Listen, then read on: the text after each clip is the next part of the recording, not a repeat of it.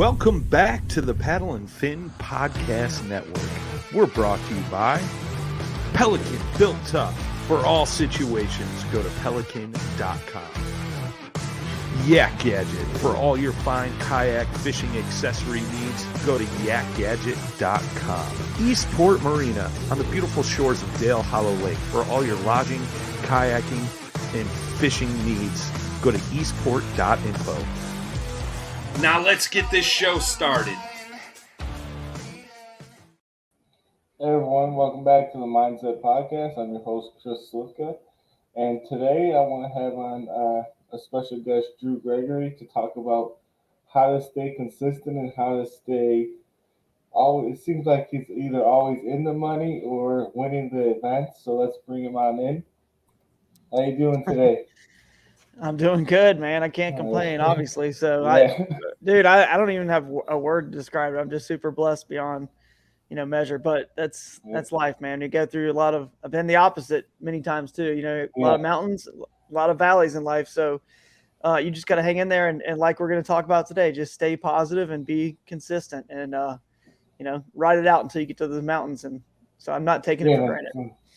So you went out this weekend and won, and I went out this weekend and zeroed at my tournament. So we're on different spectrums, and this kind of why I wanted to bring this topic up is keeping positive even when you have those bad events. Because I'm sure you've had your share of bad events, just like you winning this past weekend. Right, exactly. So we can just get started. As far as this tournament that you won this weekend, it was for the Bassmaster. I believe it was. What lake was it on again? Lewis Smith Lake. That's right. I wanted to say Smith Lake, but I didn't want to be wrong. People call it Smith Lake. They do. I bought a hat actually in the local store there on Friday before I left, and it was like Smith Lake when all the hats said Smith, and I'm like, isn't it called Lewis Smith? So they're calling it Smith Lake locally, but there's also Smith Mountain Lake in Alabama. In Virginia. So I think they're I don't know what's going on there. They're getting confusing. Yeah, I mean when you go to all these different lakes and all these, you start to forget, and it gets overwhelming sometimes with all these names of all these different places. Yep. Hang on. I'm going to switch these earbuds real quick. I'm going to switch them. This is falling out. No problem. Better. I wasn't expecting all these podcasts, so I got these little cheapos I'm using here. Yep. All right. That should be better, hopefully. So where are you located right now? Are you home or are you at a hotel or?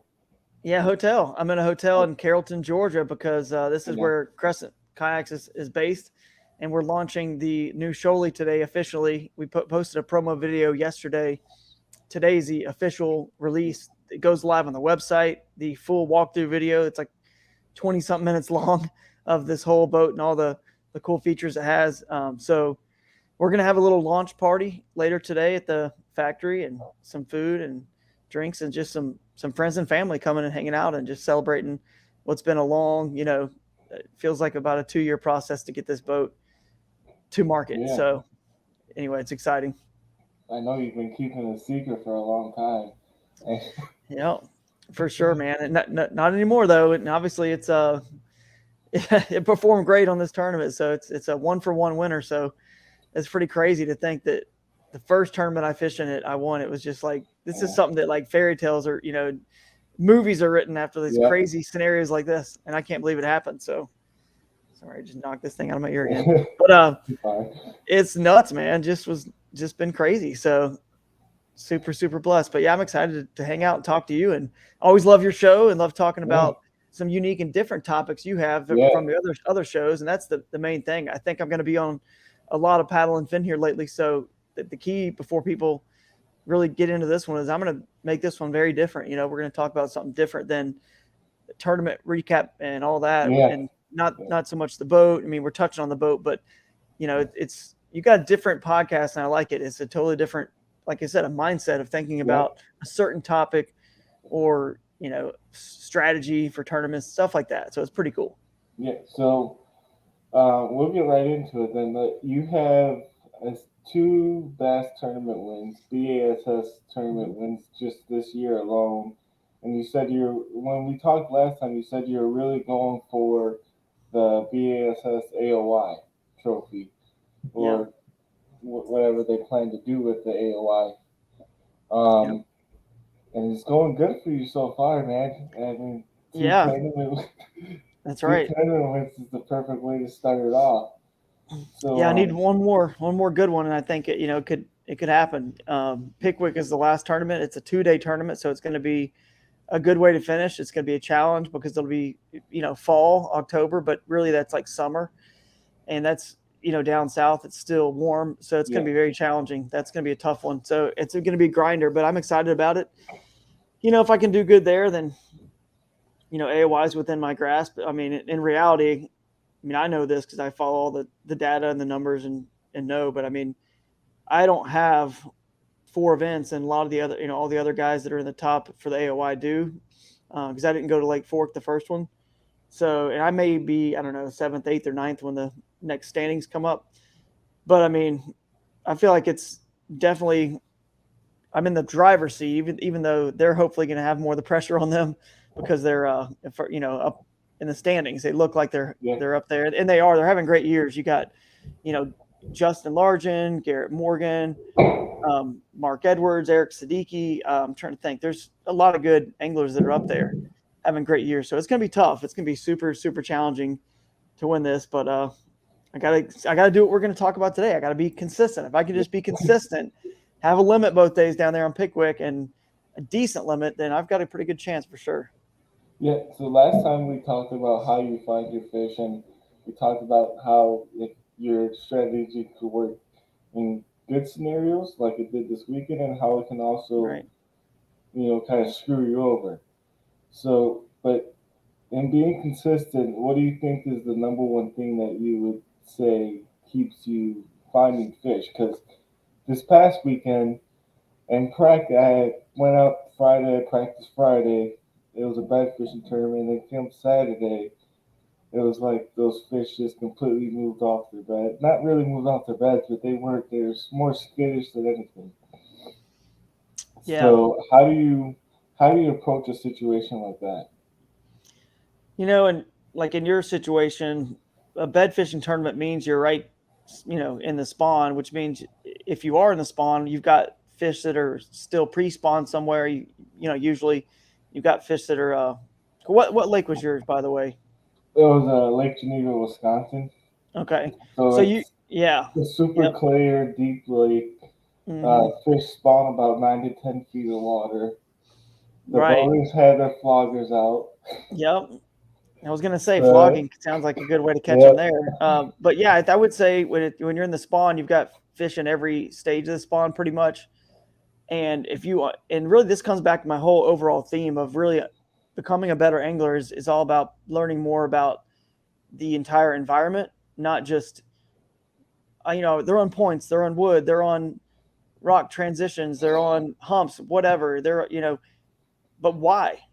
Like yeah. if you don't know, anglers know like, oh, there's a good dock bite. Yeah, but why were those fish on the docks? If you start learning the why, you're going to be able to kind of follow the fish as they move, around, and or have a good game plan where, you always want to have an out. And then this tournament I fished was a perfect example. I had to leave my first spot at 9 to get to my next spot by 9:45. I wanted to give myself at least till 9 o'clock at the first spot. I wanted to have an out because I thought, if it's happened at the first spot, I can stay. If it's not, I need another place to go. And in this situation, it happened to be the second place to go was where I really felt had the most potential. But so I knew I was going to, move there most likely. But at Grand Lake, I had multiple places, never left that first little spawning pocket where I won in, but I was Yeah. ready with an out. You know what I mean? And if they did, like you're saying, if they moved on me and they changed, and I couldn't relocate them in that area, I needed a backup plan. And typically, your backup plan needs to be pretty darn different. In your situation, it could have been, where can I find the warmest water on this lake, warmest section where the fish are already post spawn, or up there at this time of the year, quite frankly, it might have been the majority of the fish might have still been pre spawn. So you probably would have my strategy would have been, okay, I got spawners here. If it's not happening with the beds, I need a secondary option, a quick way to get out if they're not there, and that would be pre-spawn fish, finding where the coldest water is or the area of the lake that's, which typically is going to be, your north, your south facing banks in the northwest especially are the warmer typically, that they get blocked from those winds that are coming down from most winds that, from Canada and whatnot coming in from the west, and they're coming south, out of Canada and from the west. So, I mean, you find those banks that are protected from that wind, and they get the most sun because the way the sun rises in the southern horizon and everything I'm talking about now. I mean, you guys listening probably can understand, like, oh, wow, this guy he's thinking about the whole planet. It's not even like, oh, they're on docks, they're on this. It's like, no, we're thinking about the whole planet and the way the environment all works together, and the whole ecosystem just flows, because think about it. We as people do the same thing. 2 days ago, it was 90 something degrees down here, and I was just sweating, and it was burning up hot. Well, the next day it was 72 for high and I had a jacket on. It was raining. I changed my pattern. We as humans changed our patterns of what we wore, where we went, what we did, because it was raining and not sunny, and the bass are the same way. So they're always changing. But if you understand and you can follow lake levels and river levels, and I mean, I have all the data in my head. I check it all before every tournament and know what's happening with the whole ecosystem, because the more information I have, the more clues I have to kind of eventually put it together, even during tournament day, if all goes, to crap. But that secondary pattern of finding pre-spawn fish is where I would have been, because they're pre-spawn fish. They're very aggressive. They're dumb. They're fattening up. And, where could I go get some of those just to get a limit? That's another secret. It's not a secret, but it's something I always want to find in every tournament is, where can I get a quick limit? If, obviously I want to find the big fish to win, but being consistent is about catching 5 every single time. That's really what's going to keep you consistent, because especially in 2-day tournaments, I mean, 1 day for sure, but 2 days even more so. 2 limits 2 days in a row, only, a certain small percentage of the field is going to have that. So you're already beating like half the field if you can do that. So that's always my backup plan in pre-fishing, where do I think it's going to be one? Where are the big fish for sure? But if all else fails, where do I think I can just go and find 5 small ones if I really need to get my confidence back? And during the tournament, if I can get 5 and get my confidence back and at least feel safe that, okay, you know what, I didn't bomb. I'm not going to be, I'm going to be in the 50% range, somewhere in there. And now let's work on calling them out and figuring out the whole puzzle with their world and what they might be doing and where they may have moved. And so, that's kind of my strategy. And I use this illustration. My brother, I'll never forget, he said he used to drive semi trucks when he was younger. And he's like, the one thing they teach you is, you're in a big, heavy truck it's very powerful and can obviously kill people and stuff. So, and you, when you're as the driver, so you are, and obviously every driver, not even the truck driver, but should be thinking this. If something happens right now, the car next to me blows its tire and swerves into my lane. If a deer runs in front of the road, like, where am I going at that instant? Like, where's my out always? And that's kind of how I approach the fishing. Make sure you have a plan A, B, and C, and even further down the line, really. But if things go, because you can get out and go to another place, you can load back up and relaunch. Don't feel like you can't do that in a kayak fishing tournament. People, they do forget about that. They get locked in, they get on the water, they do not want to stop making casts. But if you continue to do the same thing for so long without getting bites, you got to realize at some point it's not happening. And you can get right in just 20 minutes, 30 minutes. And this tournament that I won was a good example. At 1:30 is when it lines out, was at 2:30. Between 1:30 and 2:10, I replaced my entire stringer, and I had a small limit, and I was already kind of like, man, I guess it's not going to happen for me today. I must not be my day, and it's all good. But I tried, kind of like already conceding a little bit, even though I never stopped casting and fishing as hard as I could. But if you move, it can get right quick if you've got some, B and C and D places to go to, so don't be afraid to do it. Yeah, I mean, in this one, I think for me personally, I stayed on that, tried to get those dock fish to go. And I just stayed there way too long and hit way too many docks. While I watched boat after boat hit the outside edges where it like just dropped off. And they were fishing for the same spawning fish, but I think those fish are more aggressive. And if I started there in the morning versus starting at the dock, I might have had a different outcome because I did get bites later in the day. I didn't land them. I didn't land those fish, but they were more aggressive, like you were saying. Yeah, there you go. So I do believe, like you said, have a plan B, possibly plan C and D also, depending on how long the tournament is. Um, but yeah, that's some great information though. Yeah, and So it's key if you got multiple places, by the way, to you may want to go to the one that has your spot, if you will, your spot where you think you're going to catch them is close to the access. That way, if it doesn't happen, you can get out quick. You don't want to go to the spot that's you know, necessarily a really long motor or paddle first, because I mean, if you really know it's going to be the spot to win and you don't need a B or C or D, then sure, because that 30 minutes before lines end, you do have time to make some ground, and get 2-3 miles down the lake or wherever, or the river. But I always like to go to a place where I can get out and move, unless I'm just super, super confident on what's happening. Because then, the other thing you can do is you could go to a place that has a long time to get there, last thing in the day. But if you do it in the middle of the day, it doesn't make any sense. If your spot B has an hour to get there on the water and an hour back, so once you go an hour there, you're probably never coming back. You're not going to go waste an hour of your day. So always end there.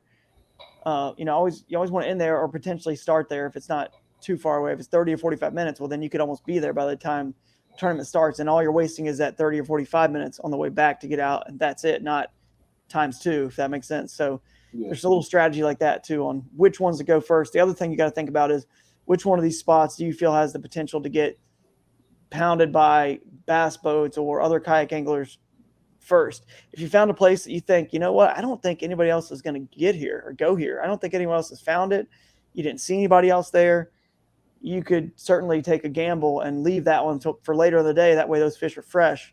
But it is a gamble, you know what I mean? Like it's all that, the thing that makes me nervous before tournaments. I'm thinking like, I'm scared the spot I caught the fish at in this tournament was my better spot, and I was nervous not going there first. I mean, I didn't even fish it in pre-fishing. I just knew I'd fish a little bit further upstream, but I knew that area, that zone, it just looked right on the map to me, and I said, that's where they're going to be, but it also it's going to be a long way out, so I don't want to waste all that time, getting out to go to the other spot. So I went to that first location because it was going to be quick to get in and out, and then I could move to that second one and hope that nobody had been there and kind of found those fish and been beating up on them, and if they were there, like I thought hopefully they would be. And I just happened to be right on this one, that there were some big ones in that area. So that just comes from experience and looking at maps and just kind of being able to just sort of know. It's hard to explain. Yeah. So when you're looking at like deep clear water lake on Google Maps, what exactly are you even looking at Google Maps at that point, or are you? Yeah. Because there's really nothing. What are you looking for then on Google Maps? Because I had a hard time. I know this is going to help Right. people because I wasn't the only one who's here at this tournament. Yeah. So, Yeah. what exactly are you going to be looking for if there? Because we couldn't go up a creek. We had to fish the lake, and as soon as the bridge hit to the creeks that led into it, we couldn't touch those. First of all, this is another topic. That's a whole other topic, but I would argue, why in the world is the tournament trail have any boundaries like that? It makes no sense. When the kayak, that's what the kayak was meant to do. That's the only reason why we're in them, is to go to the places where the boats cannot. So, and go to the places where the boats can. So it's like, that's the beauty. That's our special sauce. So taking that out of the equation and the rules is killing the whole word kayak. That's the whole point of it. It's killing the sport, because again, that's what's going to make our sport great, is that we're different from the bass boat worlds and their tournaments, and we're not infringing on only on their water. We also have their water and kayak friendly water kayak only Yeah, water. because that became a problem during our trip. Was these bass guys would just roll up right on us Oh, and fish yeah. for the same exact fish without even asking. And they don't even they They probably we don't. probably butted heads with some of them, I'm Yeah, sure. And they were like, "Why are you guys all over the lake?" And somebody was like, "Well, we're restricted to the lake." And then in my mind, it's like, why isn't everyone in that tournament, every kayak angler, why are you in the tournament? I don't get it. Why not just go and fish the boat tournament that was there that day? Fish out of a boat if you're in the places that the boats can go. That's like, I don't know. I mean, I don't get it. That doesn't like compute with me because yeah, that's the whole point of the kayak. yeah, So, and that's what's going to make us great and help the sport like really grow and get, when they see the basketball world sees we're not in competition, we're together in this. So anyway, I can go on and on about that. But the thing is, though, it doesn't matter. Like even if you had the boundaries where you could go up the creeks and rivers, it doesn't mean the winning fish are there. It's not true. I yeah, mean, look at Grand Lake. I was in the lake. I was at a spot that bass boats could have gotten to and fished, and they didn't find them. They weren't there. No other kayak fishermen were there. It's not like something where I'm trying to defend the style that I like to go and do because I don't. yeah, I enjoy that. That's what I enjoy. But I like in a tournament, I go where the winning fish are. The only thing I don't do a lot of is offshore fishing in the lake. I don't. It's just not my style. You know what I mean? And I don't feel like a person can be good, especially at our level, at all those styles. You know what I mean? Like John Cox yeah. is John Cox for a reason. He can He's shallow water go fisherman. shallow water, and he's learned it so good that he can win on any lake, no matter what the other guys are doing. And he's a professional. He has the time on the water and the experience and the relationships with all the manufacturers, all the fish finders. He certainly has the time, if anybody, right, to go learn how to be really good at offshore with electronics. But even he doesn't shoot. So what do we think we're going to go out there and learn how to be good at all of it? Like we're Yeah. not. I mean, so you got to pick what your style is and stick with that. But anyway, I'll get back to your question because we're kind of getting on a rabbit hole. But what I would look at in Google Earth is basically go to Google Earth Pro, make sure you got it where you can go back in history and look at Yeah, some lower water levels and things like that. Again, I don't know what the water temps were, and not that really matters because fish spawn at different temps in different places of the country. But I would definitely be like, okay, is my mindset going to be pre-spawners or spawners or what? And then of course, look at the best protected coves with taller trees and things like that, maybe, or steeper banks, on that northern side. If I'm looking for the spawning fish and not just spawning fish, north or northwest side, or any cove that faces that direction. That makes sense. That's going to be facing the south. It could be on the south part of the lake, but it kind of like there's a big peninsula or a big cove that loops around where you've got a bank that is protected from the wind and is facing the south and the east a little bit. Technically, I would have gone and kind of tried to scout most of those, because if the wind were to pick up for spawning fish, you're good to go because you got wind protection. You know what I'm saying? Because it's hard to sight fish, when it gets choppy. So yeah, I would have marked a bunch of places that had calm. We're going to be slick, even if it got windy and or cloudy. I still could maybe have caught them, mark the beds, obviously pre-fishing, and then gone back to them. But the other thing you could do is on your satellite imagery, if you go and take the lake down to its lowest point or the clearest view, you could go and mark waypoints on a lot of staging areas, some pre-spawn staging areas. Maybe there are some humps, and you might have to use your other mapping to find some, humps and kind of ditches and channels, if you will, that maybe lead into those very protected areas where we feel like they're going to spawn first. So, if they're going to spawn there, it's just you work backwards. If you think they're going to spawn on those banks first, the ones that were protected and facing that south, then they got to come from, the fish that are living offshore have to come from, out in the middle of the lake. So you can intercept them and find them, work backwards, almost, and intercept them. And just that's kind of, I guess, what I would have done. I haven't seen the lake, so that's kind of a tough one. But without seeing it, that's what I would have done. And obviously, it feels to me like a light, are they hitting top water up there yet or not yet? No, there was a lot of them were caught in that 9 to 10 foot range. Okay. The top winners, the guy who won caught him in 20 feet. Okay. but he's also like he knows the lake very well. Like So he might have been fishing for pre-spawners still that were, he might have been. He yeah. might because he They were didn't still, go up. He didn't go up to shallow until because it did get windy that day. We started getting 2 to 3 footers in certain areas of the lake, and right. that's when he decided to move more shallow and start Okay. fishing for the spawning fish, which was Gotcha. interesting.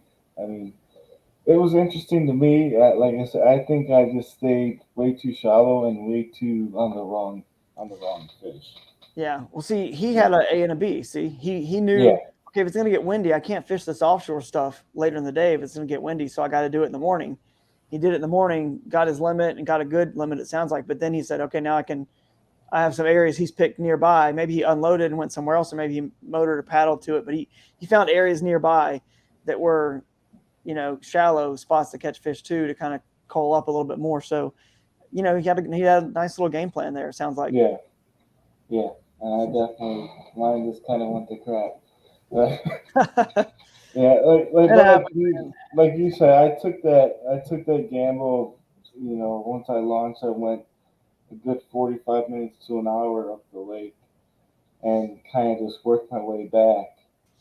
But at Yeah, that point, I was kind of already. It's either gonna work or it's not gonna work type of deal. yeah. Versus pulling out, and then plus you had to pay like $10 every time you launch your kayak. So Oh man, at that every comes into single play. ramp, Yeah, yeah, yeah. every single ramp was a $10 charge, pretty much.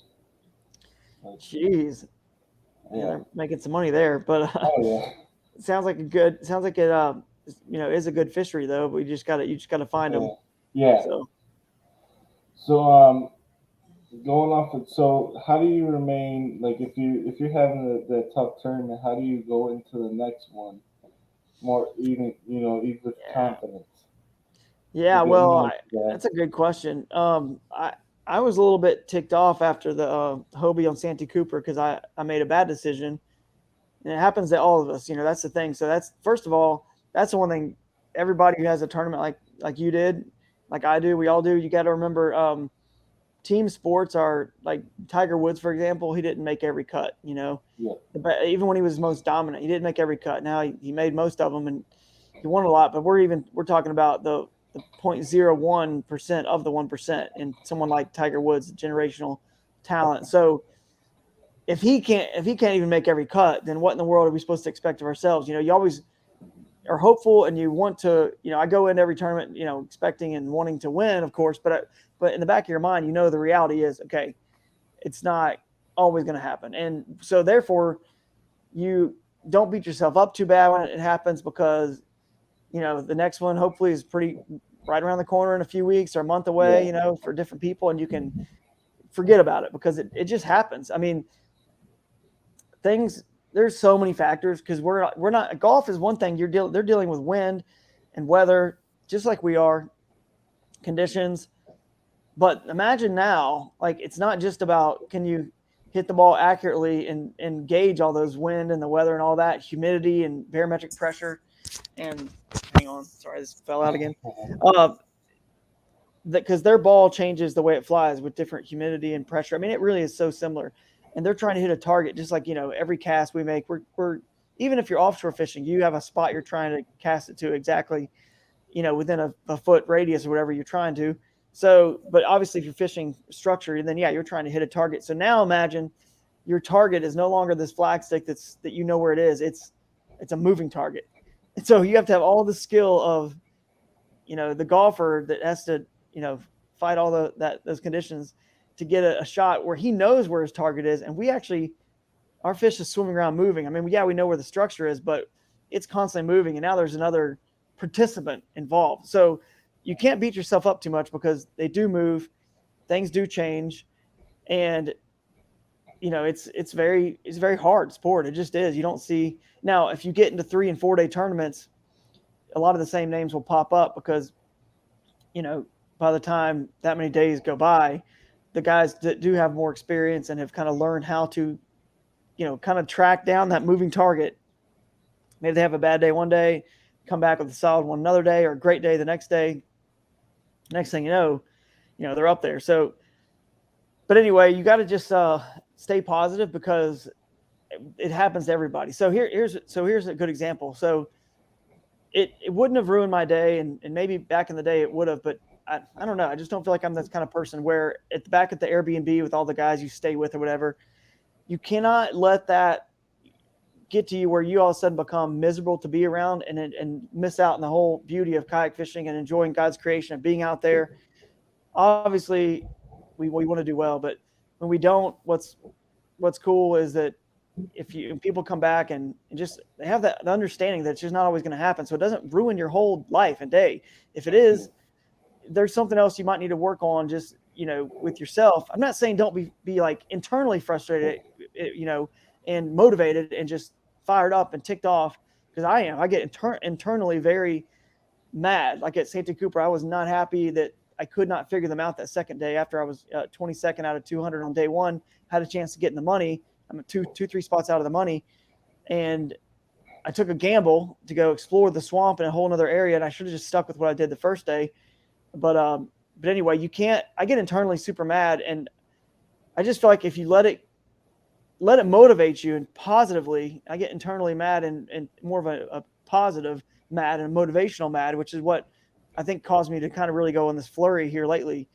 Because I was more determined than ever to not let that happen again, and turn it into a positive, and do not let it bring you down the rest of your life, or at home with your family or with your friends, because that's the thing where I think at that point that the sport and the fish have really gotten to you, and you're getting beat more than you even realized. Then it's not working to a positive anymore. It's eating at you're becoming bitter. You're beginning, it's not fun anymore. It's not fun for the people you're around. It's not fun for you.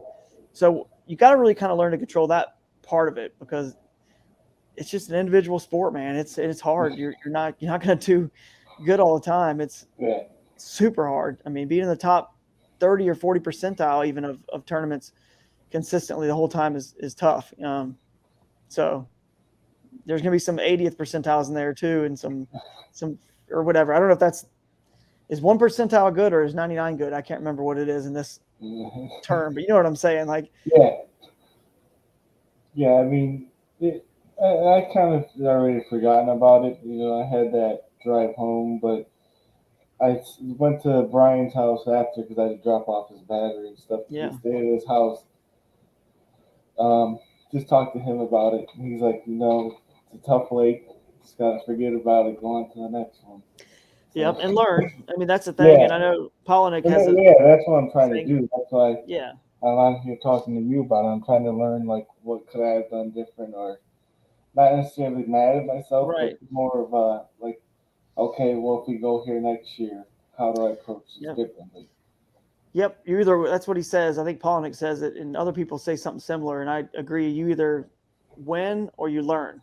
Yeah. And really, if you win, you're probably learning too. But basically, anytime you're not, and winning in fishing really is just, whatever. Cashing a check pretty much could be considered winning, I guess.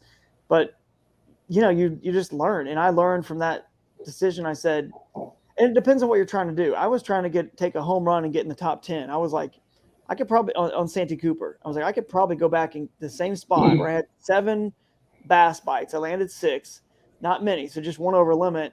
It got pounded by other people. It got pounded by me, and I said, you know what? I might go there again and only get 3 or 4 and not get a limit. Maybe I get 5. I mean, I caught a big one, so maybe I get lucky and get another big one. But my odds are better just going and pre-fishing and exploring this whole place and stumbling onto them, because I know they're out there somewhere. The water was high and kind of murky, and in some areas up in the swamp and that lake. And I said, if I go all day long, I can stumble onto them. And I don't think I made the wrong decision. I mean, in hindsight, it did not work out. I still stand by the decision, the thought process, but that just goes to show you can even make the right decisions with fishing, and you're not going to get the result you wanted, because it's a moving target. It's tough. And you just got to understand that is the game going into it. If you understand that, then you're not going to be that just like frustrated and down. But anyway, the point is, you learn. I mean, you got to take what those times you don't do well and learn. And that's what I did. I said, you know what? I'm going to make sure in pre-fishing on these next places that I've got, just a better B, B, C, and D. I mean, all the way down the list. And I just didn't. I never in pre-fishing. I mean, I guess that lake just got me the conditions and how high it was, and the wind that came on that Santee Cooper tournament for Hobie. And I did not really have a good. Obviously, I didn't have a good B or C or D because why would I have gone pre-fishing and just totally gambled on new water, right? If I had a B and C and D, I didn't. So that was where the pre-fishing, I just never found it. And sometimes that happens too. Like it just happens. Like you can't, sometimes it's easy to say, oh, have an A, B, C, and D, but sometimes you can fish for 3 days pre-fishing and you can't even find an A. And that's happened to me before too. Or, not let alone a B, C, or D. And that's okay. I mean, I tied for first at Pickwick and lost via tiebreaker on fishing water that was brand new on tournament day on KBF Trail Series last year. And I did because conditions changed on us and it flooded. So there was no more A and B that I had in my mind because it was all just chocolate milk in those areas. So sometimes you can go into a tournament with no A, just going in pre-fishing, and you can still, and that goes back to on that Friday when it flooded the way it did, that goes back to our whole beginning of this conversation. Do you understand this world and this environment and this fish and what we all have a priority? And one day I need to do like a little seminar. There's a priority list. I don't know what it is, but I can tell you this: if I'm, cold or like so cold, like a frigid cold, right? I'm not worried about food at that point. My body, I'm focused on warmth, getting warmth, and then I'm going to worry about food, right?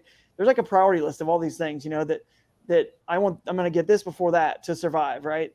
And fish are the same way. So when it flooded on Pickwick, and I understood the whole, the environment. Okay, well now where are they going to go to get out of some current and protection when the waters rose in the rivers there?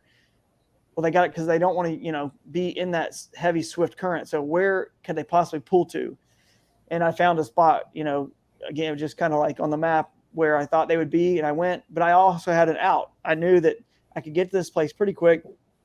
If it doesn't work out and they're not there, like I think, I can go and just keep practicing, all day long pre-fishing and maybe stumble onto them. But that's kind of, that's kind of just the mindset, man, right there is just trying to piece all this together. And it's why we love this sport, dude. It's the whole reason we love it. It's hard to figure out. Every day is a different day, I feel like. Yeah. Even when you feel like you figured them out in practice, it could easily change tournament day, like you're saying. Yeah, and that's what happened to Eric Siddiqui. I know he was on him. He was on him at Lewis Smith Lake at the pre-tournament meeting. I was really I saw him show a picture to Brad Case of some pretty good ones, and heard some rumors he was on him, and he's always on him. It seems like here lately. So I said, "Dang, man, Eric's probably gonna come away with a good stringer. I got to go catch him." And he wasn't at the results, and I was like, "Where's Eric?" And I heard the story. I think I talked to Mark Edwards and who was staying with him. And I think he said, dude, his fish they moved. They left on him because he was on them pre-fishing. I mean, on them. So it happens, man. It happens to the best of us. And if it wasn't that challenging, then, and they didn't burn us like that, and they were so predictable, I don't think we would all love the sport as much as we do and be as passionate as we are about it. So it's kind of, you got to take the good with the bad, Yeah. Yeah, but I definitely agree with that because there's tournaments where I went out in practice and I found them in tournament days, and then there's tournaments like this past one where I felt like the practice day went really good, and then tournament day it completely changed. But that's why we do that. Exactly. Yeah, and you always got to know what your goals are. If you're fishing a local club and your goal is AOI, and then it might be more advantageous for you to, like on Santee Cooper, if I was really really wanting the AOI points, I would have probably should have gone back to that same spot, and then at least got what I could in that area, and then took the gamble. You know what I mean? Yeah. Instead, I used my 30 minutes of pre-fishing time to get further away out into the swamp where I wanted to start exploring. But I should have, started in my other place and then done, and that way I hedged a little bit, and I probably would have had a limit or close to it, if not, which would have got me a really good finish because it was a tough tournament for limit wise. But if, in hindsight, maybe I should have done that, but I was actually going for top 10 win. But if you're going for AOYs, for example, or points, that is definitely a different strategy you got to think about. Sometimes if you're going for the win, you're like, I don't even care. I'm just going for the win. Like at the Bassmaster Championship, there's no AOY points. It's like all about go for broke. And that's another good example where I was fishing up in the river arm and they cut the water off on me and it all dropped out. And the phone call, the hotline from the dam the day before said they were going to run water till 10 p.m. all day long. And they cut it off the day before at 10 a.m. And I got like 94 inches or whatever it was. I was in second place or something like that, or third or fourth, maybe. I don't know. But Yeah, I was you were up there. I was like, I'm going to win this thing. Cause I know I found where these fish have sort of like pulled to when that water's moving and they're going to run it all day long. And then they cut it off at 9 a.m. It wasn't like they shorted me an hour or two. They shorted me like the whole day and they just would not bite when it's off. And had like two fish, I think, before it went off. 2 or 3, and that's like all I had. So if they don't just totally, do that stuff to us, then I'm probably not as ticked off going in, to these other 2 tournaments, which caused me to be all right.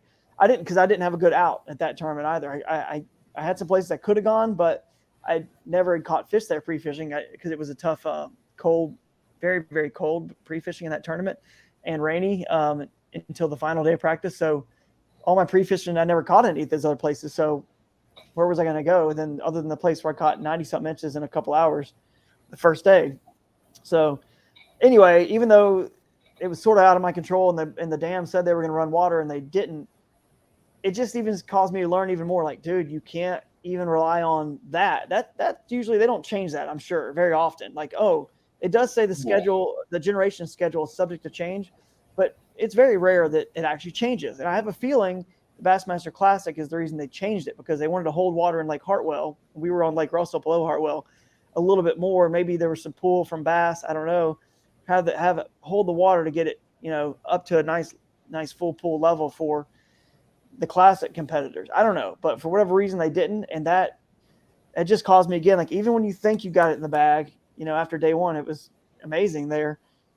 And you still need to have the backups on backups and just in cases, you don't ever want to feel too confident. I mean, look at like I just said, I mean, Siddiqui was on giants in this lake pre-fishing and they just vanished. So, I mean, I don't know if he had a backup plan or not, but I can imagine if you're on them like that and you found a big school in the lake, an offshore school or whatever they were, you're probably just sitting back, just like, I can't wait for tournament day to show up, just chill and relax. But it just goes to show you can't rest on your laurels in the sport.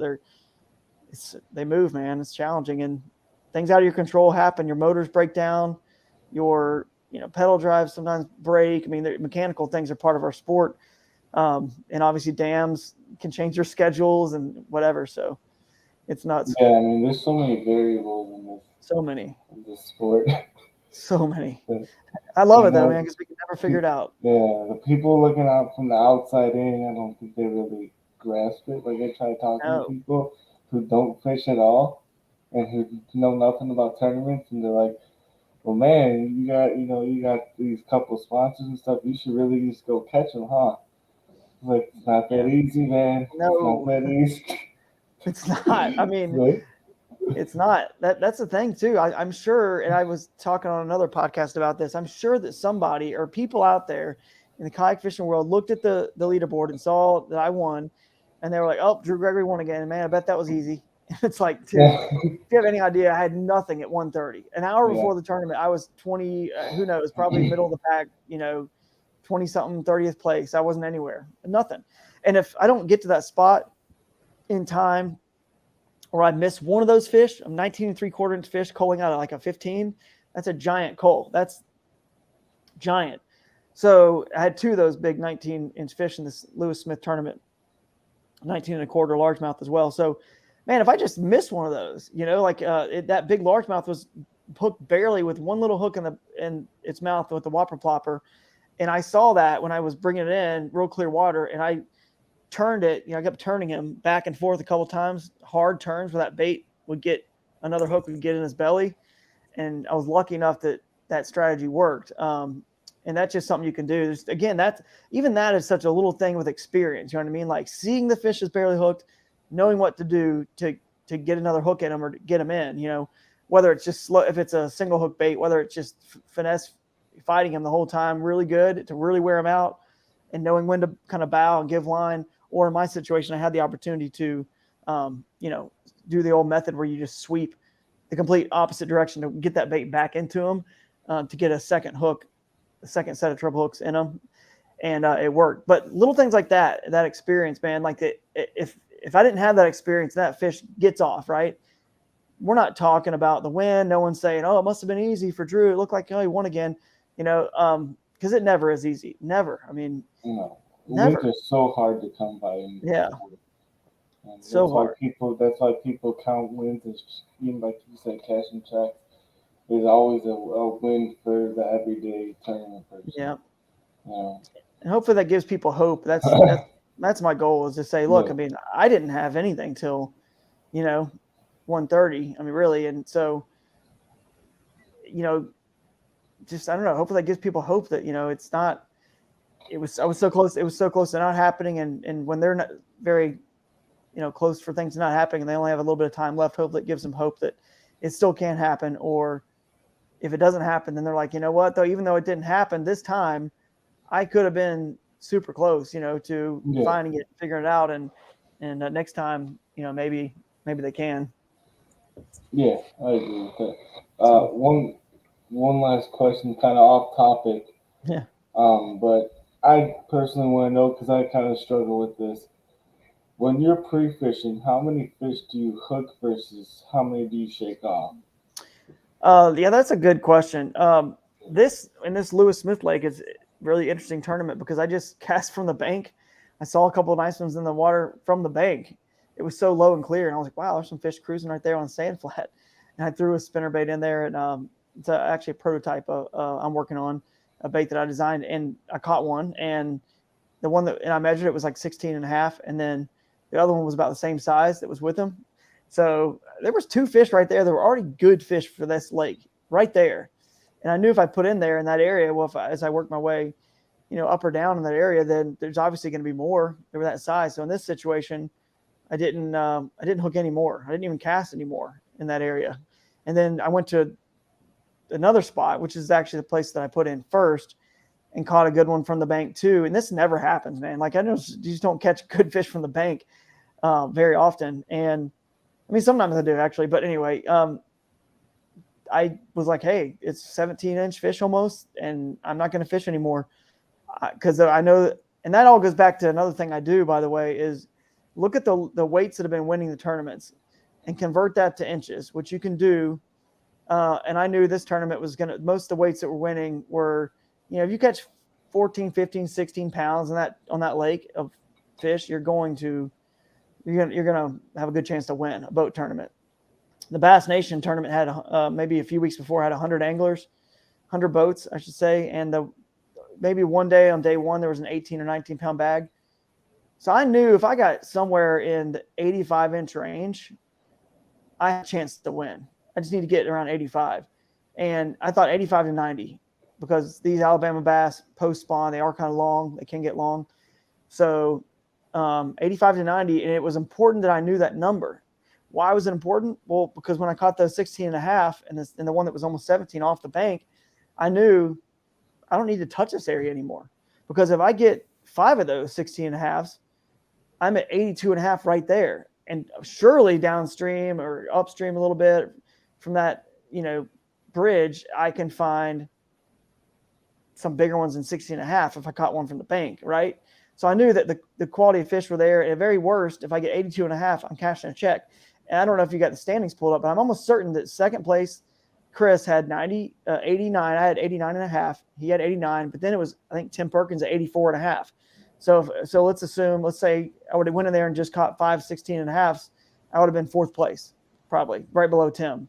So even if that, like, why do I need to go in there and catch a 19? You know what I mean? Like, I got fourth place fish right here, and potentially with just a one or two good ones in there, getting to 85, like I said, and 85 would not have won, but it would have got second place in this tournament. If you take my 89 and a half out of it, let's say I caught 85, like I was shooting for 85 to 90, and Chris had 89, he would have won. I would have had second. So I knew I pretty much had 85-inch fish in the area So I didn't catch any more. So when I catch a few decent fish in that, depending on the lake, again, that decent depends on the lake, then I just stop fishing that area. I don't fish anymore. I don't really shake a lot of fish off, but if it's low and clear in the summers, I pull the bait away. If they're coming after, I'm burning a spinnerbait or a buzzbait or whatever, chatterbait, I see them coming and I see their size, I pull it away. I don't often have baits that have, cut hooks or I don't really throw a lot of soft plastics where I can not set the hook and shake it off. But you can certainly do it, but I don't know what the point is. Once you've found the size you need or not the size you need, which means you need to find another area. And once you're catching a bunch of fish that are smaller, like, man, you're probably not going to, you're probably not in that area. You're probably just going to be around small fish. You can, at some point you need to go, it's fun to catch fish. Yeah. I know. And you're thinking, well, eventually I'm going to get a big one. But if you're catching good numbers and your percentage of small to big is so disproportionate, I think you need to find another area and leave. So, but yeah, hopefully that answers that question a little bit. But yeah, it definitely does. It's something that I've always kind of struggled with, because when we get out there and we fish, we want to catch every single thing that bites. But at the same time, you want to save them for tournament day, because if you hook them in pre-fishing, you're probably not going to hook them again on tournament day. Yeah, at least probably not. Fish. Yep, that's right. That's one. Your odds just went down a little bit from that one fish, potentially. Who knows? But yeah, it's a good question.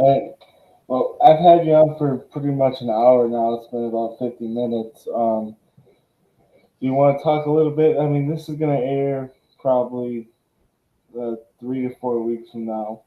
Oh, okay, cool. So gives us a little time between podcasts, because I know you've been doing a ton of them that are going to air this week. Mm-hmm.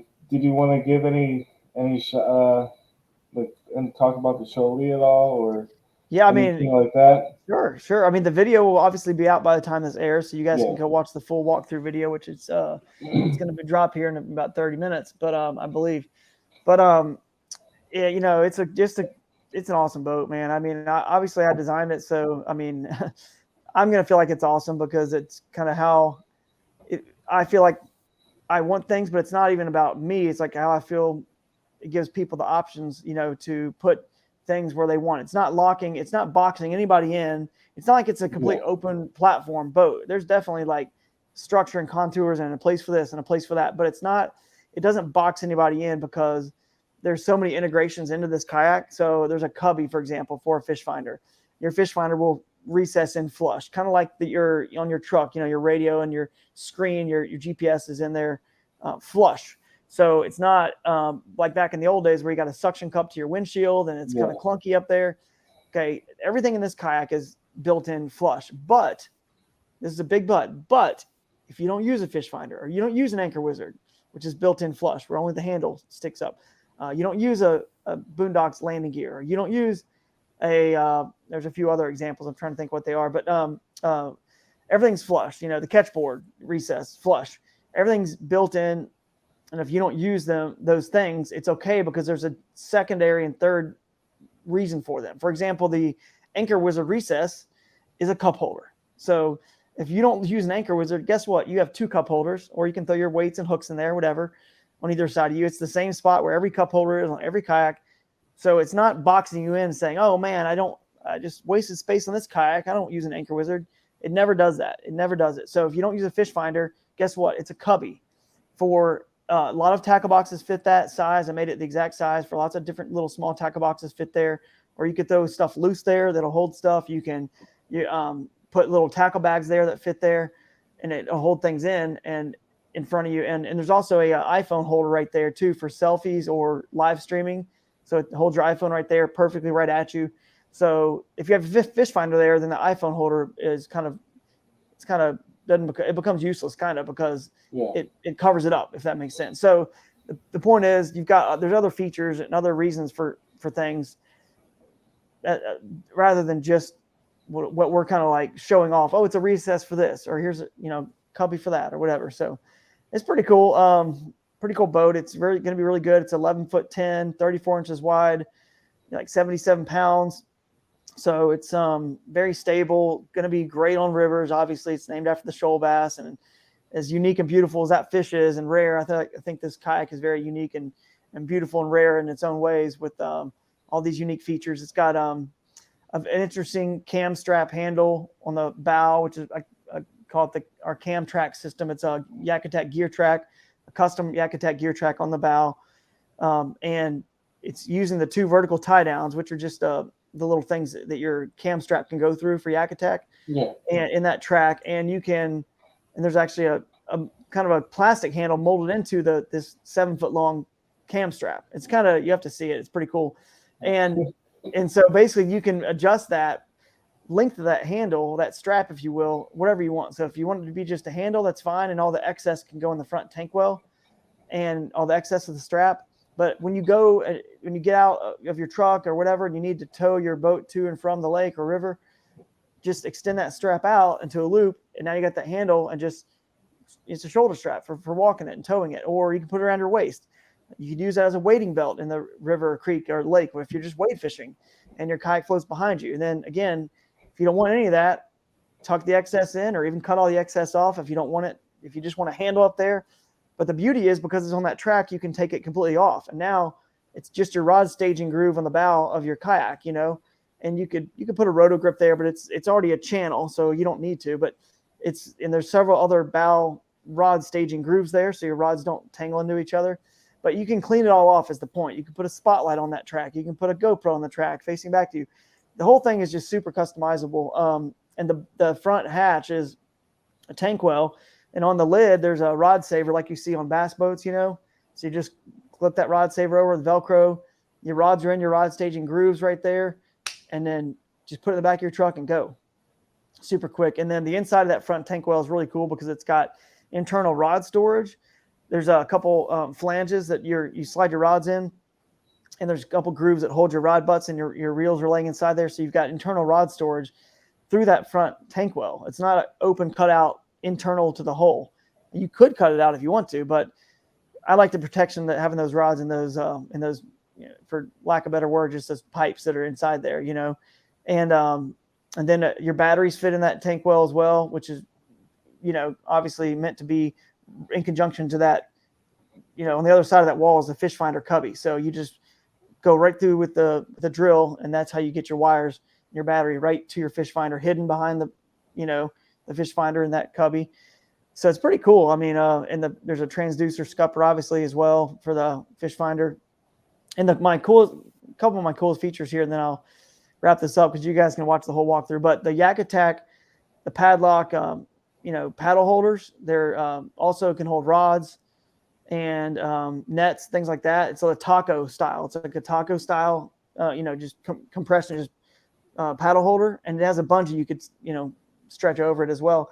But compression will hold it in. So those are right here on their hips on the seat, on either side of the seat. So what's cool is, to me, we're calling it the rod holster, but really it's a net holster. It's whatever, right? So I have my net on one side. I've been using it really, really good for the net, because a lot of times you got a net in a tubular style holder and you got to turn around, you got to pull up, and it's kind of clunky. But this is right there. That's what I do now.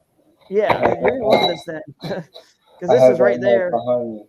Yeah, it's just on your side, and you don't have to pull up or anything. You just pop it right out, scoop the fish. It's so easy. And the cool thing about those are they're laid back at a super low angle. So to be a good riverboat or good lake boat, when you're utilizing the kayak for the kayak's sake, going underneath dock cables and limbs and branches and trees, getting casting angles that boats can't get to, which is what I highly recommend and why you're in a kayak.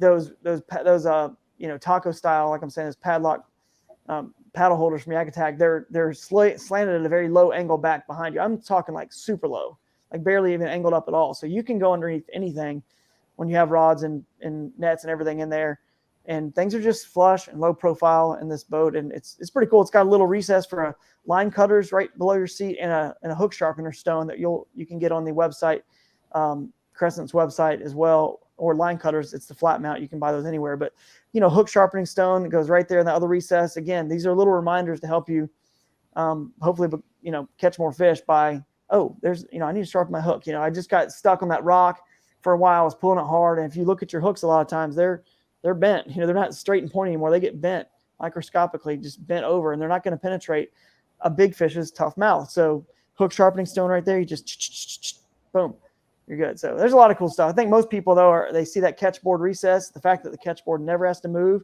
it stays right there in that location where it should be, taking all your pictures, and it's amazing for tournaments. I tell you that. After fishing that tournament, I was like, this is so cool. I'd never even have to like go find my catch board, put it there, and it's down low, recessed into the boat, so it's as lowest point as possible. So your fish flopping it's very hard for fish to flop up, that high and get out. So is it kind of on an angle? I know a lot of people like to have their catch boards on an angle when they're taking the pictures. Not an angle, but it's recessed in, and what happens is you could get any little piece of foam or anything and put it on that one side, and it'll just tilt it slightly, and then it's in there. You know what I mean? You don't have to. There's actually foam on. There's a pad kit for this kayak that comes on it, and we actually have a measuring board pad kit where the catch board goes. So if you don't have a catch board or you're not fishing a tournament, you can just measure them on that pad kit. But what's cool is it silences it, and so it's kind of like you can make your catch board elevate just a teeny bit and put a little bit of foam like that, a little extra teeny piece of foam, and it'll just angle it a teeny bit, and you'll be good. So well, that's a lot for a boat. No wonder why it took so long to come out. Yeah, there's a lot, man. There's a lot in there. Rear hatch, power pole, drag chain chutes, power pole, geometry is back there for the 4-hole pattern. The tank well's got a cam strap system too, so you can, pull your black pack or anything you have back there. You can, cinch it down with cam straps. They're mini 3/4 inch cam straps, so they're real cute little, and you just pull them real hard, and all your gear is going to stay where you want it. And I even have security bars down as low as the floor. So if you just had like the thinnest little Plano box, you could put a cam strap between the 2 security bars on the floor, cinch it tight, and you could flip that thing over and you're never losing a thing. Where a bungee, it's kind of like, I got to have the exact right size item, and it's flopping. And so it's just a cool system, man. Kayak is obviously, was designed by somebody who kayak fishes. So, and it reflects that. So, and thanks again to Crescent and the owner, James Durbecker, and all the folks at Crescent. Scott Butcher did the filming and the editing on the video. Justin Forrest, he's our marketing director. The website, I just saw the preview of it. It's not live yet, but it's about to be. It's unbelievable. I mean, unbelievable the job they've done. And James, the owner, letting me and trusting me, I'm like, dude, you got to trust me. Just freaking trust me. If you let me just design what's in my head and just let me do it, it sounds crazy. I know some of these things might be extra work or this or that. It might be complicated, but just do it. And I promise you, it's going to be worth it. You just got to believe. And he trusted me and probably was good that he's not like an angler, really. I wouldn't say he calls himself an angler. He fishes a little bit, but he's more of a paddler. It's rotomolding, high performance, wreck. That's what he is. And he's good with hull designs and stuff like that. So he kind of, needed someone like me. And so it was easy for him, I think, to trust me because he probably didn't know any different. And he was like, okay, well, if you think that's what they need. But he fought back on a few things. And I'm kind of glad he did, because I'm kind of glad a few things didn't make it, that he was fighting that maybe we shouldn't do on it for different reasons too. Some things take the price up, too high, right?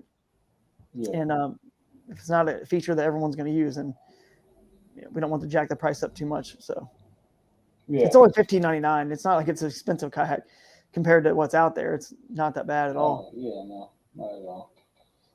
So other than that, any other sponsors you want to give a shout out to or anything like that? I mean, you guys just follow me on social media. I shout them out enough. There's a lot of them. I mean, I'm headline sponsored by Real Tree Fishing, and they've been great all year and for a couple of years now. Z-Man I catch most all my fish on Z-Man, so I appreciate those guys. And I'll just say Bending Branches, just to throw 3 of them out there, just because it was such a key player in this tournament, and a lot of these tournaments I've been doing well in. Is just, bringing kayak fishing back to the roots a little bit, just with the paddle and hard work and making it happen. So the Angler Pro's been really good to me. Nice. Well, I appreciate you coming on, man. And I appreciate everyone listening. We'll talk soon, I'm sure. All right. Yeah, buddy. Sounds good, man. Thanks again. Have a good day, man. All right. See ya. See ya. Thanks for tuning in to another killer episode here on Paddle and Fin. Be sure to drop a 5-star rating, a thumbs up, or smash that subscribe button on any platform you're listening in on. Be sure to check us out on Waypoint TV, waypointtv.com. Make sure you sign up for the Fantasy Kayak Fishing League at paddleandfin.com/fantasy. You could support this show through Patreon, patreon.com/paddleandfin. Don't forget to check out the website, paddleandfin.com. Catch us on YouTube. If you got a question, comment, or want to see a future guest on the show, be sure to email us at paddleandfin@gmail.com. Shout out to our show supporters, Yak Gadget. You can check out all the fine kayak accessories at yakgadget.com. Pelican Professional. For all your cases, coolers, and lighting needs, go to pelican.com. Rocktown Adventures, your Midwest premier paddle sports destination. Go to rocktownadventures.com. Eastport Marina, the beautiful destination on Dale Hollow Lake. If you're looking for lodging, kayaks, kayak accessories, or anything fishing related on the beautiful Dale Hollow Lake, go to eastport.info. And Jigmasters Jigs. When in doubt, get the jig out. Go to jigmasters.com and fill your tackle boxes today.